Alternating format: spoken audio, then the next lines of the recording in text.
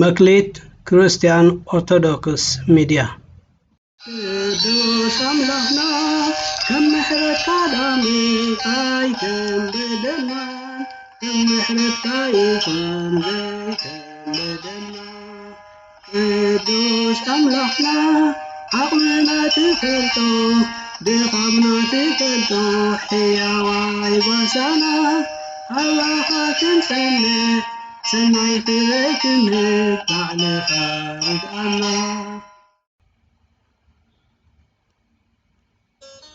بسم أبون ودين منفس قدسن حدا أملاخ آمين كبرات هاتاتل تزمدب كما يلهم سلام እግዚአብሔር مساهم يهون بعد لهم معلتي هزي متزر دهودستي እግዚአብሔር زي مسمع زي مصور مزاز تبلي እግዚአብሔር نسرائيل قصر حزبين تكايدهم እቶም ሰቆጽሩ ኣብ ክንዲ ነፍሶም በጃ ከፍሉ ኣዚዝዎም ነበረ ካብ ኣምላኽ ክሳብ ዘይዓለዉ ድማ ኣምላኽ ኣብ ውግእ ስለ ዘዕውቶም ዘይዓሳክር ምቑፃር ኣይድልዮምን ነበረ ሓደ መዓልቲ ሰይጣን ኣብ ልዕሊ እስራኤል ተንስአ እሞ ንንጉስ ዳዊት ቆፀራ ሰራዊት ክገብር ኣለዓዓሎ ዳዊት ከዓ ንዮኣብ ሓለቓ ሰራዊትን ንሓላቑ ህዝብን ኣብ እስራኤል ቆፀራ ክግበር ኣዘዘ ሽዑ ዮኣብ ስለምንታይ ጎይታይ ነዚ ነገር ይደልይ ኣሎ ስለምንታይ ንእስራኤል ምኽንያት ንበደል ዝኸውን በሎ እቲ ቃል ንጉስ ግና ንዮኣብ በርትዖ ስለዚ ድማ ናብ ምቑፃር ተበገሰ ዮኣብ ድማ ብዝሒ እቲ ዝተቖፀረ ህዝቢ ንዳዊት ሃቦ ካብ እስራኤል 1,100,000 ካብ ይሁዳ ድማ 470,000 سيف زمزو سب نبر ياب نتقال نقص يفنفنا نبرمو نعليتات لوين بنيامن كي قوصر قديفون اتموصارنا املاح ابهايو امون اسرائيل كزفو شعو داويت ناملاح زناغر زي بمقبار بزح بدلكو بزح دما عشيه يما حجقنا بجاها بدل باريها ارحقو بلو እግዚአብሔር ድማ ነቢይ ጋድ ከድሞ ንዳዊት አምላኽ ከምዚ ይብል ኣሎ ኣነ ሰለስተ ነገር ኣንቢረልካ ኣለኹ ካብኡ ንዓኻ ሓደ ሕረሞ ክገብረልካየ ኢልካ ተዛረቦ በሎ ጋድካ ናብ ዳዊት ኣተወ በሎ ድማ እግዚአብሔር ከምዚ ይብል ኣሎ እቲ ትደልዮ ሕረ 3 ዓመት ጥሜት ወይስ ሴፍ ጸላትኻ እናባረረካ 3 ወርሒ ካብ ቅድሚ ጸላትኻ ምህዳም ወይስ ሴፍ እግዚአብሔር ማለት ኣብዛ ሃገር 3 መዓልቲ ፌራ መላኽ እግዚአብሔር ኣብ ዘላ ምድሪ እስራኤል ጥፋት ከምጽእ ነቲ ዝላኸኒ እንታይ ቃል ከም ዝምልሰሉ ሕሰብ ሽዕ ዳዊት ንጋድ ኣዝዩ ጨኒቕኒ ኣሎ ግናኸ ምሕረቱ ዓብይ እሞ ኣብኢድ እግዚአብሔር ዳ ወድቕ እምበር ኣብኢድ ሰብሲ ኣይወድቕን በሎ ሽዑ እግዚአብሔር ንእስራኤል ፌራ ሰደደሞ ካብ እስራኤል 70,000 ሰብ ወድቑ ኣምላኽ ድማ ንኢየሩሳሌም ከጥፋ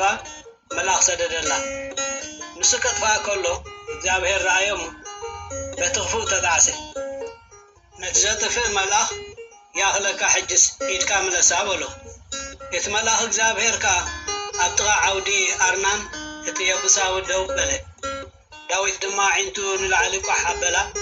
እቲ መልኣኽ እግዚአብሔር ኣብ መንጎ ምድርን ሰማይን ደው ኢሉ ዝተመልሐ ሰፍ ከዓ ኣብ ኢዱ ኣብ ልዕሊ ኢየሩሳሌም ዘርጊሑ ረኣየ ሽዑ ዳዊትን እቶም ዓበይትን ማቕ ተኸዲኖም ብገጾም ተደፉ ዳዊት ድማ ንኣምላኽ በሎ ኣነ ዶ ይኮንኩን እቲ ህዝቢ ክቑፀር ዝበልኩ ኣነ ዝበደልኩ ነቲ ብዙሕ ክፉእን ዝገበርኩ እዘን ኣባጊዕ ግና እንታይ ገበራ ወእግዚአብሔር ኣምላኸይ ኢድካ ናባይን ናብ ቤት ኣቦይ እንዳ ትኹን እምበር ናብ ህዝብኻ ስንምቕዛፍ ኣይትኹን በለ ሽዑ እቲ መልኣኽ እግዚአብሔር ንጋድ ንዳዊት ደይቡ ኣብቲ ዓውዲ ኣርናን እቲ የብሳዊ ንእግዚአብሔር መሰዊኢ ከቑመሉ ክነብሮ ኣዘዞ ዳዊት በቲ ጋድ ብስም እግዚአብሔር ዝተዛረቦ ቃል ደየበ ኣርናን ድማ ግልጽ በለ ነቲ መልኣኽ ከዓ ረኣዮ እቶም ምስኡ ዝነበሩ 4 ደቁ ድማ ተሓቡ ኣርናን ግና ስርናይ የኽይድ ነበረ ዳዊት ናብ ኣርናን ምስ መፀ ከዓ ኣርናን ንዳዊት ረኣዮ ካብቲ ዓውዲ ወፂኡ ድማ ኣብ ቅድሚ ዳዊት ብገጹ ናብ ምድሪ ተደፍአ። ዳዊት ድማ ንኣርናን እዚ መቕዘፍቲ ካብ ህዝቢ ምእንቲ ክኽልከል ንእግዚኣብሔር ኣብኣ መሰዊ ክሰርሓሉስ ቦታ እዚ ዓውዲ ሃበኒ፣ ንዕኡ ብምሉእ ዋጋ ሃበኒ በሎ። ኣርናን ከዓ ንዳዊት ንዓኻ ውሰዳ፣ ጎይታይ ንጉስ ነቲ ጽቡቕ ኮይኑ ዝተረኣዮ ይግበር። እነሆ እዞም ኣብዑር ንዝሓርር መስዋእቲ፣ ሰረገላታትካ ዕንጨይቲ፣ ስርናይ እውን ንመስዋእቲ ብልዒ እህብ ኣለኹ ኩሉ ሂበ ኣለኹ። ንጉስ ዳዊት ግና ንኣርናን ኣይፋል፣ ንእግዚኣብሔር ኢለስ ናትካ ዝኾነ ክወስድ ኣይደልን፣ ንዝሓርር መስዋእቲ ድማ ዋጋ ዘይብሉስ ኣይዕርግን እየ እሞ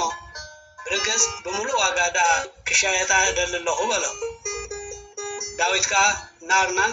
ዋጋ እታ ቦታ ብሚዛን 600 ሲቃል ወርቂ ሃቦ።